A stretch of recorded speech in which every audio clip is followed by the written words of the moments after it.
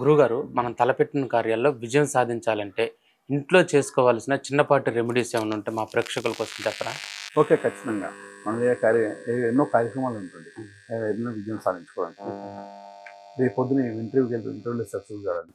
ఏ ఏ పని వెళ్ళినా అక్కడ పోయిన దగ్గర విజయం సాధించుకొని డబ్బు పరంగా వెళ్తురా, ఇంకో పనికి వెళ్తురా, ఏదో అడగడానికి వెళ్తురా, అంటే ఎన్నో ఉంటాయి. ఎన్నో పనుల మీద మార్నింగ్ వెళ్తున్నా మనం ఆ విజయం సాధించుకొని రావడానికి చిన్నపాటి రెమెడీ చేసేసుకోండి.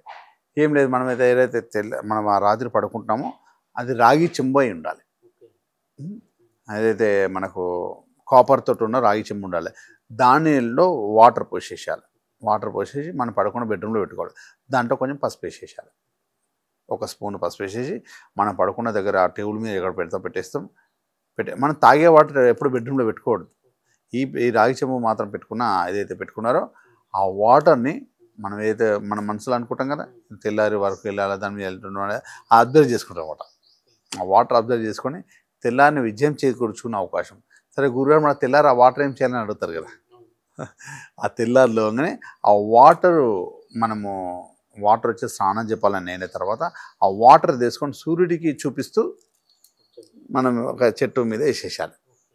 సూర్యుడికి చూపిస్తూ ఆ మొక్కకి వెళ్ళాలి. ఆ వాటర్ సూర్యుడికి చూపిస్తూ ఏ మొక్కకైనా వెళ్ళొచ్చు.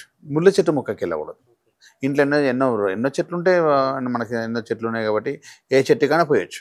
అది మనం సూర్యుడిని చూస్తూ మా మనసులో అనుకోవాలి. ఏదైతే విజయంకి వెళ్తున్నామో, ఏదైతే కార్యక్రమం అనుకున్నామో, ఆ రోజు వెళ్తున్నామో, ఏదైతే ఏ పని మీద వెళ్తున్నామో ఆ పని 100% సక్సెస్ కావాలి అనుకుంటే మనం మనసులో అనుకుంటే ఆ వాటర్ అయితే వృక్షం కోసం అప్పుడు మనకు సంబంధించిన అన్ని విజయం అనేది ఏ పని మీద వెళ్తున్నామో ఆ విజయం చేసుకుని ఇంటికి వస్తాం అన్నమాట.